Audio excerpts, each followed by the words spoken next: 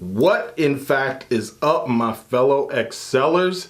As usual, I'm trying to bring the heat for you, and today we're going to talk about something that's very difficult for all of us, myself included, and that is meal planning for weight loss. We're going to talk about it on the other side.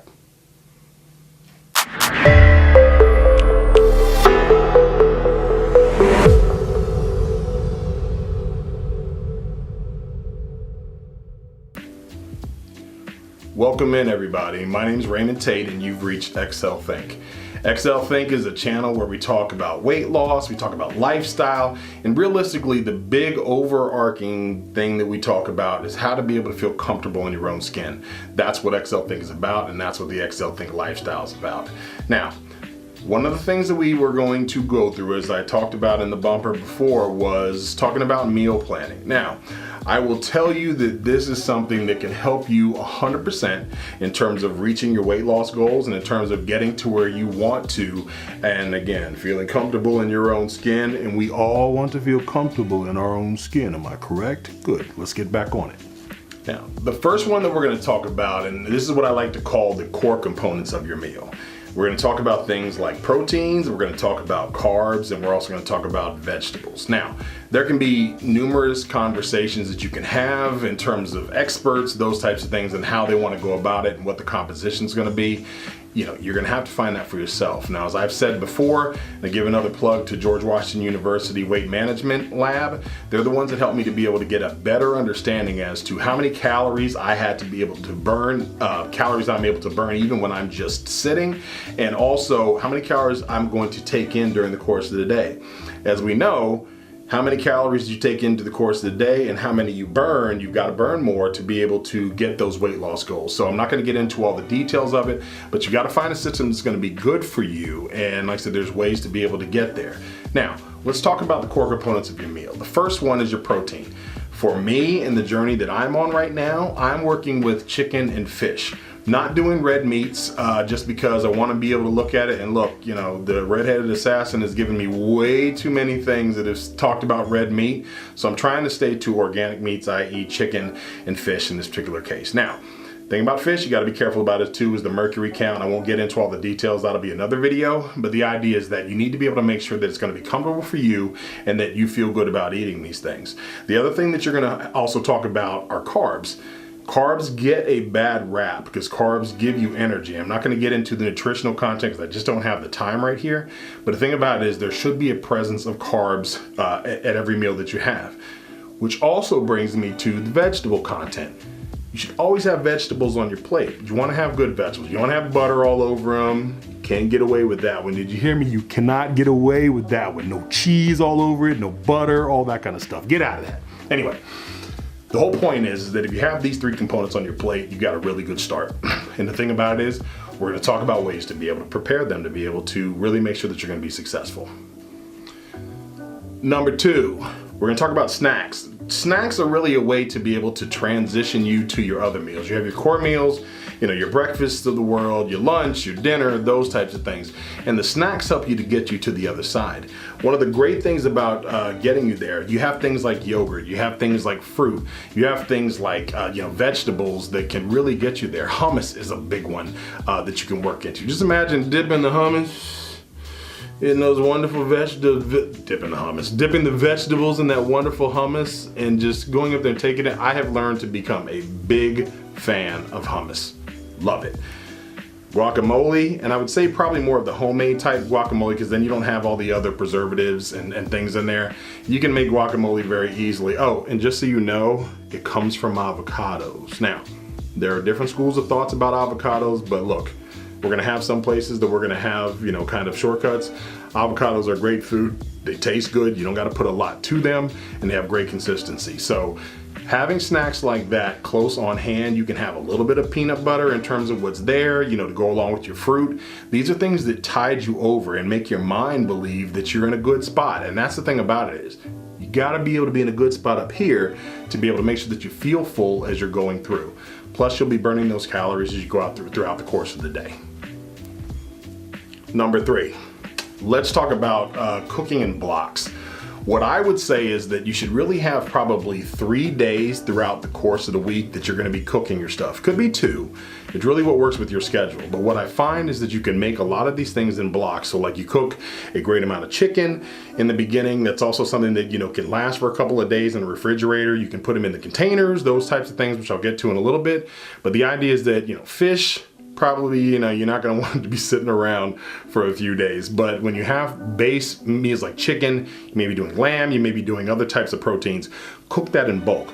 Also, when you start talking about your carbs, same type of thing. If you can sit up there and you can cook your rice, you can cook your quinoa, you can do these types of things in bulk so that you can have them, section them out, be able to put them into containers. Vegetables, look, you can get vegetables, you can go down to your grocery store. They have these things called steamables, and I'll put a picture up here. But steamables that you can get into, that all you gotta do is just throw those bad boys in the microwave. They're cooked, put them in your meal, you're ready to go in terms of the way that is. It's easier than you think. You just gotta plan for it. You gotta section out times during the day to be able to get the stuff done. Number 4, measuring sizes. This is a big deal because portioning makes a big difference in terms of the way that you go about your meals and how you be able to plan them out. What I have had success with is looking at your fist. Here's your protein. If you can get as much chicken in this fist, you can see where it is, ladies and gentlemen. That's your protein. Then you look at your carbs. Here's another one. You see how I'm punching? You see how this thing works?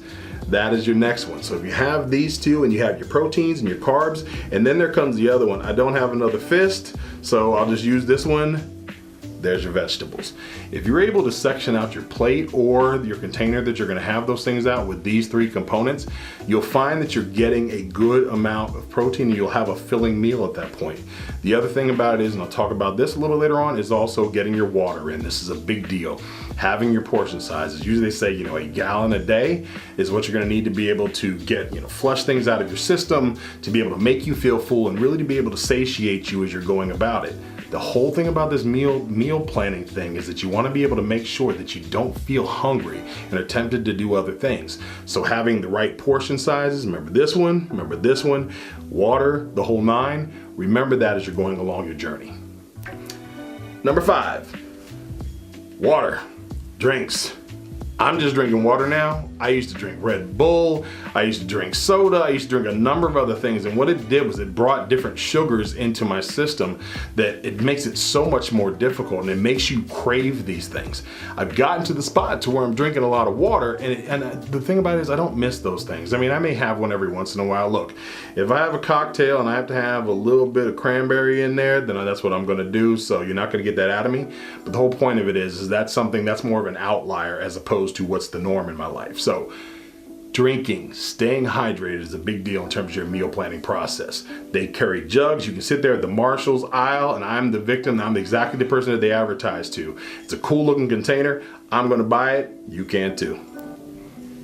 Number 6, let's talk about supplementation. Now, there's so many different schools of thoughts in terms of the way it is. The industry is not regulated. So if somebody puts claims on a container, it's kind of hit or miss. What you got to do is to be able to talk with people that feel comfortable. Where I am, I'm going to give you suggestion on 3 things that I feel like should be a staple within your supplementation plan. The first one that you're going to have to go through is the multivitamin. You're going to want to be able to get it all in one shot if you can, rather than having to take a whole bunch of pills in this situation. I take more than what I'm going to give you with these 3, but these are the 3 core things we're talking about. A multivitamin, a probiotic. Yes, men, I said a probiotic, okay? You see Activia on a TV screen all the time, and look, I sat there and I was like the dummy like anybody else thinking this is for women, probiotics. It's for us too, men. It's for men and women, and a probiotic helps you with digestive health, those types of things. Highly recommend that as well. And the last thing that I would say on here is for joint health. Look, I'm an old guy. I'm 47 years old. Call it what it is. Joint health is a big deal. I've got knees that are shot. I've got joints that I didn't know that would be as bad as they are, elbows, shoulders, all these other kind of things.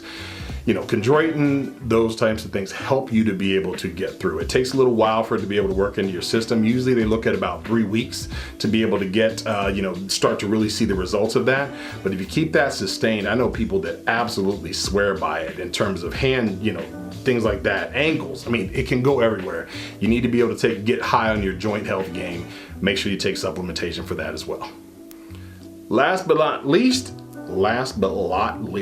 that's gonna go on the blooper reel, but I'm gonna keep it in this one. Number 7.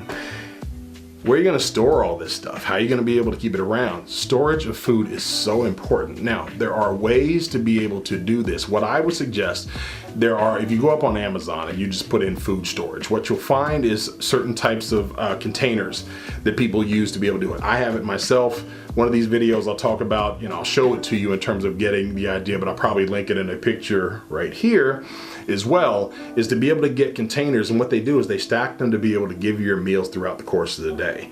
So as you go through, and we talked about, how you're gonna be cooking during the week in different blocks, just imagine if you have all of these things prepared and you put them in your refrigerator. It's a no-brainer. And the thing about it is, the easier you make meal planning for yourself, the better success you're gonna have, because you don't have to think about it. If you cook in these blocks and then you put them into these containers, you can have them in your refrigerator. They also have freezing blocks that they put in there, so like if you have to go to work or you're gonna be sitting at your desk throughout the course of the day, it'll keep your food cold. So all you gotta do is just take that microwavable container, put it in the microwave, bam, you are rolling. And that's what we want to be able to do in terms of meal planning. Make things easier for yourself. I'm going to tell you, make it easier for yourself, so that when you come back to me and you tell me about your story and you say, Ray, Excel, you are brilliant, I'll agree with you. So again, make it easier on yourself. Think about containers. Think about using those portion size, putting in the containers, making sure that you don't have the excuse of saying, well, I'm at work and I can't get to that stuff. You don't have an excuse anymore, because I just gave you the way to be able to get past it. Remember that. Guys, as always, this is fun for me. So hopefully it's been fun for you. Hopefully you learned a little something. It's probably stuff that you've heard before, but the thing about it is that we're trying to be able to bring as much as we can to be able to give you a way to be able to make life easier for you. I want you to reach your goals just like I want to reach my goal. So the idea is that we're going to keep on sharing these things with you. My gift to you and your gift to me is please subscribe to the channel, and if you like what you heard, click the like button. You can also hit that little bell that's right next to the subscribe button, and what it will do is it will give you notifications when I have new videos coming out. We're shooting for 2 times a week. You'll see them. Give me the feedback as well. Put good stuff, put bad stuff. What I'm gonna ask about the bad stuff is give me constructive feedback on how to be able to improve the channel. Again, I'm a one-man band here, and I say this every time. I'm doing the videos, I'm doing the editing, I'm doing all these different things. Sound, all of that, that's on me. The thing about it is that if you wanna criticize, give me a better way to do it. Talk to you guys soon, and as always, remember, if somebody asks you about how you're doing on your journey, you can tell them that you're making progress, but you're not there yet. Talk to you guys soon.